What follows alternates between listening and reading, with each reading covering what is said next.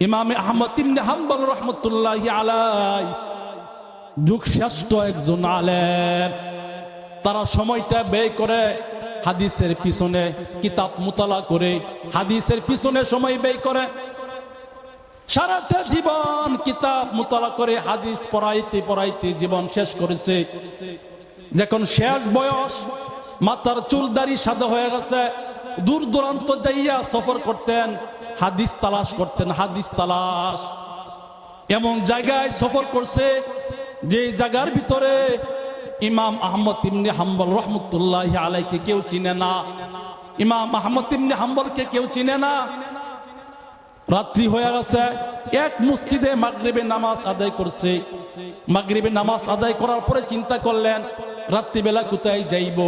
এই মসজিদেই এশারের নামাজ পড়িয়া, মসজিদে কিতাব মুতালা করিয়া, নফল নামাজ পড়িয়া সারা রাত কাটায় দিব। সকাল বেলা আমি আমার গন্তব্যের দিকে আমি রওনা হব। জোরে বলেন সুবহানাল্লাহ। যে সকাল হলে আমি আমার গন্তব্যের দিকে আমি চলে যাই। যখন মসজিদে অবস্থান করছে, এশারের নামাজ পড়ছে, এমন সময় খাদেম বলে, হযরত আপনি কে? আপনাকে তো আমি চিনি না, আপনি মসজিদ থেকে বের হয়ে যান। মসজিদের ভিতরে দরজা লাগানো হবে, তালা বন্ধ করে দেওয়া হবে। যারা আল্লাহর ওলি তাদেরকে চিনা জানা, সাদা সিধা ভাবে জীবন যাপন করে, কথা বলেন ঠিক কিনা? যারা আল্লাহর ওলি সাদা সিধা ভাবে জীবন যাপন করে, যারা আগে আল্লাহর ওলি ছিলেন, বুঝা যাইতো না যিনি অত বড় আলেম, ইনি অত বড় বুজুর্গ, কথা বলেন ঠিক কিনা? ইমাম আহমদ ইবনে হাম্বল মসজিদ থেকে বের হয়ে গেছে, কিন্তু পরিচয় দিছে না আমি জমানার ভিতরে বড় ইমাম আহমদ ইবনে হাম্বল। এই কথা পরিচয় দেই নাই। এই কথা না পরিচয় দিয়া তিনি রাস্তা দিয়া হাঁটতেছে হাঁটতেছে, 1 মাইল না 2 মাইল না 4 মাইল রাস্তা অতিক্রম করছে। অতিক্রম করার পরে এমন একটা বাজার গেছে যে বাজারের ভিতরে সমস্ত দোকানপাট বন্ধ, একটা দোকান খোলা আছে। জোরে বলেন কয়টা দোকান খোলা আছে? আরো জোরে বলেন কয়টা দোকান খোলা? একটা দোকান খোলা। সেই দোকানটা হচ্ছে হোটেলের দোকান, হোটেল, রুটি বানায়। ইমাম আহমদ ইবনে হাম্বল চিন্তা করলেন এই কনকনা শীতের ভিতরে আমি কোথায় যাইব? রাতরা কোন রকম চুলার পাশে, আগুনের পাশে আগুন পোহাইয়া পোহাইয়া কিতাব মুতালা করিয়া রাতরা কাটিয়া দিব। সকালে আমার গন্তব্যের দিকে রওনা হব। কিন্তু আগুন যে পোহাইবে, এই যুবক দেখলেন যে রুটি বানাচ্ছে। যুবকের কাছ থেকে অনুমতি নিলেন যে হে যুবক, আমি একজন মুসাফির মানুষ, আমি একজন মুসাফির মানুষ, আমি কি তোমার আগুনের পারে বসতে পারি? কারণ অনুমতি ছাড়া কোনো জিনিস দ্বারা ব্যবহার করা ঠিক না, কথা বলেন ঠিক কিনা? আমরা মসজিদে যাই, জুতা উল্টা পাল্টা করি, অনেকের কাছ থেকে কোনো জিনিস না বললে নেওয়া, জোরে বলেন কিনা? ঠিক না, কথা বলেন ঠিক কিনা? যে বিনা অনুমতিতে কোনো মানুষের জিনিস ব্যবহার করা ঠিক না। ইমাম আহমদ ইবনে হাম্বল যুবকের কাছে বলে, যুবক আমি কি তোমার আগুনের পারে বসতে পারি? যুবক বলে আহলান সাহলান মারহাবা, কোনো সমস্যা নাই হযরত, আপনি আগুনের পারে বসতে পারেন, আগুনের পারে বসতে পারেন। ইমাম আহমদ ইবনে হাম্বল কিতাব নিয়া মুতালা করতেছে আগুনের পাশে। অনেকে রুটি বানায়, আছে না নাই? কথা বলেন না কেন? এই পিছে এক ভাই বসে রয়েছে, অনেকে আছে রুটি বানায়। ইমাম আহমদ ইবনে হাম্বল নজর করে দেখলেন যুবক যখন রুটি বানায়, খামিরা বানায়, বলে আস্তাগফিরুল্লাহ। যখন এই রুটিটা আগুনের উপরে রাখে, চুলার উপরে রাখে, বলে আস্তাগফিরুল্লাহ। আবার যখন রুটিটা পরিবেশন করে কাস্টমারের কাছে, তখন বলে আস্তাগফিরুল্লাহ। এক কথায় সর্ব কাজের ভিতরে শুধু পড়তেছে আস্তাগফিরুল্লাহ, আস্তাগফিরুল্লাহ। জোরে বলেন না সুবহানাল্লাহ। 3টা দোয়া মিস হয় না, সাথে সাথে আল্লাহর দরবারে কবুল হয়ে যা। চিৎকার দিয়া বলেন সুবহানাল্লাহ। 1 নম্বর হচ্ছে সন্তানের জন্য পিতা মাতার দোয়া, কথা বলেন ঠিক কিনা? দুনিয়ার হুজুরের দোয়া মিস হইতে পারে, কোন পীরের দোয়া মিস হইতে পারে, কিন্তু মা যদি সন্তানের জন্য দোয়া করে এই দোয়া কোনদিন মিস হয় না। চিৎকার দিয়া বলেন ঠিক কিনা? মা যার জন্যই দোয়া করে আল্লাহর আরশে পৌঁছে যায়। কেমন ভাবে দোয়া কবুল হয়? ছোট একটা বালক ছিল, নাম ছিল বাইজিদ মুস্তাবি রহমতুল্লাহি আলাইহি। বাইজিদ মুস্তাবি, ওইদিকে আমি যাব না। বাইজিদ মুস্তাবি রহমতুল্লাহি আলাইহি যখন 27 বছর বয়স, মা বলছে, হে বাইজিদ, আমাকে এক গ্লাস পানি দাও।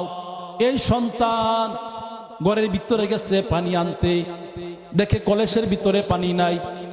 তখন রাত্রিবেলা বাড়ির পাশ থেকে একটা কুয়া থেকে, এখন যারা ফুলাফান তারা কুয়া চিনবে না, কথা বলেন ঠিক কিনা? আগে সবার বাড়িতে বললে মহল্লায় মহল্লায় কুয়া চিন, কথা কোন ঠিক কিনা?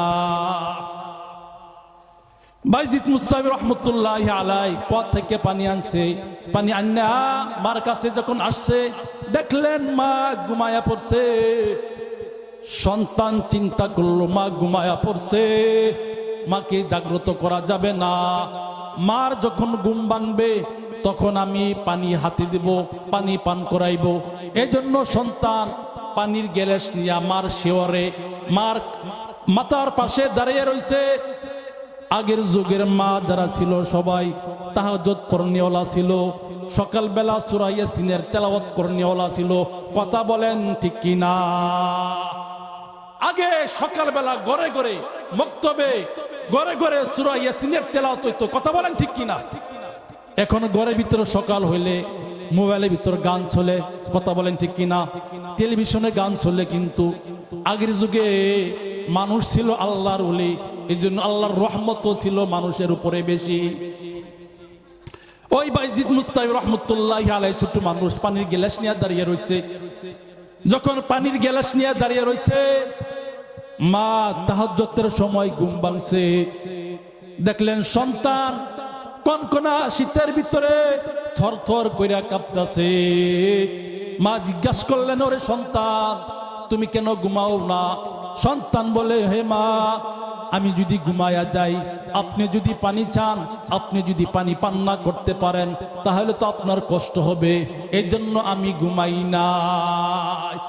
এই কথা বলার পরে সন্তানটাকে লেপের নিচে শোয়াইয়া মা ও সুন্দরভাবে ওযু বানাইয়া তাহাজ্জুদের নামাজ পড়ে বলে, আল্লাহ আল্লাহ, আজকে এই বাইজিদ ছোট মানুষ আমার জন্য যে খেজমত করেছে, আল্লাহ আমি আমার এই সন্তানের প্রতি খুশি হইয়া গেছি। আল্লাহ আমি মা হইয়া দোয়া করতেছি, এই সন্তানটাকে বড় ওলিয়ে কামেল বানায়া দাও। একটু জোরে বলা যাবে নি সুবহানাল্লাহ? যে আল্লাহ আমার এই সন্তানকে তোমার ওলির খাতায় নাম তুলে দাও। এরপর থেকে বলে বাইজিদ, ওই যে মা দোয়া করেছে, ওই মার দোয়া আল্লাহ পাক কবুল করে নিছে।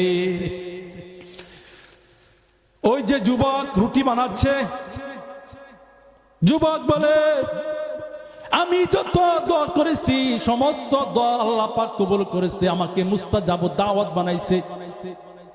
কিন্তু মনের ভিতরে আমার একটা আশা ছিল, আমি আল্লাহর কাছে একটা দোয়া করেছিলাম, আল্লাহ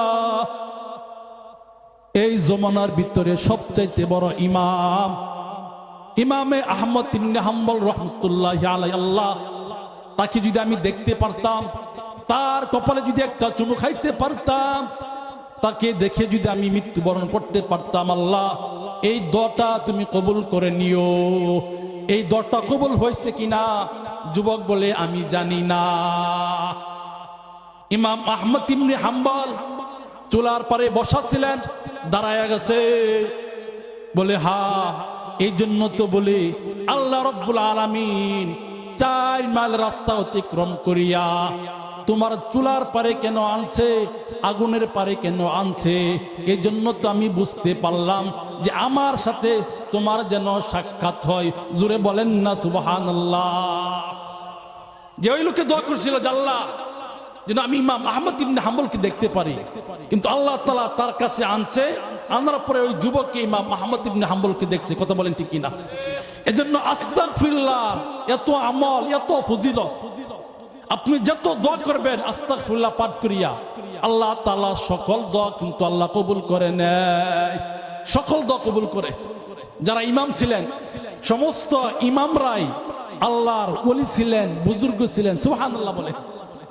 আমাদের ইমাম, আমরা যার অনুসরণ করি, আবু হানিফা বুতিমামে বাসফা আসিরাজে উম্মতানে মুস্তাফা। আমাদের ইমাম আবু হানিফা রাহমাতুল্লাহি আলাইহি, আল্লাহ রাব্বুল আলামিন 99 বার আল্লাহ তাআলাকে স্বপ্নে দেখছেন। জোরে বলেন সুবহানাল্লাহ। এত বড় ইমাম, যখন কোন মানুষে ওযু করতো, ওযু পানি দিয়া কি রকমের গুনাহ বাসা যাইতেছে, ইমাম আবু হানিফা রাহমাতুল্লাহি আলাইহি বুঝতেন। এক যুবকে ওযু করতেছে পুকুরে, ইমাম আবু হানিফা বলে, ওরে যুবক, তোমার জিনার গুনাহ বাসা যাইতেছে। এইজন্য আল্লাহ নবীজি বলে, যে কোন মানুষে ওযু করে হাতের কবজি পর্যন্ত আল্লাহ তাআলা তার হাতের গুনাহ মাফ করিয়া দেয়। সুবহানাল্লাহ বলেন। যখন কলি করে তার মুখের গুনাহ মাফ করিয়া দেয়, যখন মুখের ভিতরে পানি দেয় তার মুখের গুনাহ মাফ করিয়া দেয়, যখন ডান হাতে বাম হাতে পানি ব্যবহার করে তার ডান হাতের বাম হাতের গুনাহগুলো আল্লাহ তাআলা মাফ করিয়া দেয়। সুবহানাল্লাহ। আল্লাহ নবীজি সাল্লাল্লাহু আলাইহি সাল্লাম বলেন, কেউ যদি ওযু করার পরে কালিমা শাহাদাত পাঠ করে, জোরে বলেন কি পাঠ করে? কালিমা শাহাদাত, আশহাদু আল্লা ইলাহা ইল্লাল্লাহু ওয়া আশহাদু আন্না মুহাম্মাদান আবদুহু ওয়া রাসূলুহু। লম্বা খন্ড করে দেবা, আবার তিনটা করেন, সমস্যা নেই, তুমি চালাই যাও করো এর দাও। আচ্ছা ঠিক আছে। কোন ব্যক্তি যদি ওযু করার পরে যদি কালিমায়ে শাহাদাত পাঠ করে, আল্লাহর নবীজি বলেন, আল্লাহ রাব্বুল আলামিন ওই ব্যক্তির জন্য বেহেশতের 8টা দরজা খুলিয়া দেয়। জোরে বলেন সুবহানাল্লাহ। 8টা দরজা খুলিয়া দেয় আল্লাহ রাব্বুল আলামিন। এজন্য আল্লাহ রাব্বুল আলামিন বলেন, قل يا عبادي الذين أسرفوا على أنفسهم لا تقنطوا من رحمة الله إن الله يغفر الذنوب جميعا إنه هو الغفور الرحيم। নবী ছাড়া যত মানুষ আছে সমস্ত মানুষই কম বেশি গুনাহগার। কথা বলেন ঠিক কিনা? কম বেশি সকলেই গুনাহগার। কিন্তু আল্লাহ নবীজি সাল্লাল্লাহু আলাইহি সাল্লাম বলে যে গুনাহগারের ভিতর উত্তম ওই ব্যক্তি, দামি ওই ব্যক্তি, সম্মানী ওই ব্যক্তি, যে ব্যক্তি আল্লাহ তাআলার কাছে বেশি থেকে বেশি তওবা করে। জোরে বলেন সুবহানাল্লাহ। কেমন করিয়া তওবা কবুল হয়? বনি ইসরাইলের ভিতরে এক যুবক ছিল, খুন করতে করতে করতে করতে একজন না দুইজন না 99 জন মানুষকে কতল করেছে। জোরে বলেন কয়জন মানুষকে হত্যা করেছে? 99 জন মানুষকে হত্যা করেছে, কতল করেছে। কিন্তু তার অন্তরে ভয় ঢুকছে, হাই রে, আমি যে 99 জন মানুষকে হত্যা করলাম, আমি তো মারা যাইব, আমি আল্লাহর কাছে কি হিসাব দেব? তার অন্তরের ভিতরে আল্লাহর ভয় ঢুকছে। জোরে বলেন কার ভয়? আল্লাহর ভয়। আল্লাহ রাব্বুল আলামিন বলে, ইয়া আইয়ুহাল্লাযীনা আমানুত্তাকুল্লাহা ওয়া কুনু মা'আস সাদিকিন। হে ঈমানদারেরা, তোমরা আমাকে ভয় করো, আমাকে ভয় করো, এবং যারা সত্যবাদী তাদের সাথে তোমরা চলো, তাদের সাথে তোমরা থাকো। জোরে বলেন সুবহানাল্লাহ। কেমন করিয়া ভয় ছিলেন, কেমন করিয়া ভয়? অর্ধজাহানের প্রেসিডেন্ট খলিফাতুল মুসলিমিন হযরত ওমর রাদিয়াল্লাহু তাআলা আনহু, তিনি অর্ধজাহান শাসন করছে, কিন্তু তার জুব্বাতে 17টা তালি ছিল।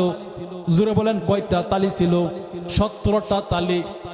খলিফাতুল মুসলিমিন ওমর রাদিয়াল্লাহু তাআলা রাত্রিবেলা প্রজাদের জনগণের খোঁজ খবর নিতেন, কে কোন হালতে আছে, কে কোন হালতে আছে। খলিফাতুল মুসলিমিন ওমর রাদিয়াল্লাহু তাআলা একবার মরুভূমি দিয়া যাইতেছে।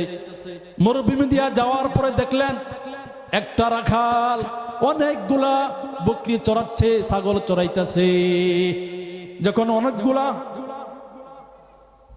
অনেকগুলো ছাগল চড়াচ্ছে, তখন ওই যুবককে প্রশ্ন করলেন ওমর রাদিয়াল্লাহু তাআলা আনহু যে, হে যুবক, আমি একজন মুসাফির মানুষ, আমি অনেক দূর থেকে আসছি, আমার যত সামানাপত্র ছিল সব ফুরায় গেছে, দয়া করিয়া যদি তোমার একটা ছাগল থেকে দুধ দহন করে আমাকে খাওয়াইতা। ওই যুবক বলতাছে, হে আগন্তক, এই বকরিগুলার মালিক আমি না, আমি মাত্র একজন রাখাল, আমি মাত্র কি একজন রাখাল, এই বকরিগুলার মালিক আরেকজন। ওমর রাদিয়াল্লাহু তাআলা বলে ওই যুবককে পরীক্ষা করার জন্য ওই যুবককে বলে, হে যুবক, আমি তোমাকে এমন একটা কৌশল শিক্ষা দেই যে কৌশল অবলম্বন করলে তুমি লাভবান হবে। কি কৌশল? তুমি আমার কাছে একটা ছাগল বিক্রি করে ফেলো, যখন একটা ছাগল বিক্রি করে ফেলবা আমি মন চাইলে জবাই করে খাইতে পারবো, অথবা দুধ দহন করিয়াও খাইতে পারবো। আর তুমি তোমার মালিককে বলবা একটা ছাগল বাগে খেয়ে ফেলছে, তোমার মালিক তো এত তদন্ত করবে না। এই কথা বলার পরে যুবক বলে, ইবনাল মালিকি ফাইনাল্লাহ, তাহলে আল্লাহ কোথায়? আমি আমার মালিককে ধোঁকা দিতে পারি, কিন্তু মালিকের মালিক যিনি আসমানে তিনি তো দেখতাছে। কথা বলেন ঠিক কিনা? আমরা যা কিছু করি সব কে দেখেন? জোরে বলেন, কে দেখেন? আল্লাহ তাআলা দেখেন। এই জন্য যে কথাগুলো বলা হইলো, আল্লাহ রাব্বুল আলামিন আপনাকে আমাকে সহি সহি কথার উপর আল্লাহ রাব্বুল আলামিন আমল করার তৌফিক দান করুন। ওমা আলাইনা ইল্লাল বালাগ। আসসালামু আলাইকুম ওয়া রাহমাতুল্লাহি ওয়া বারাকাতুহু।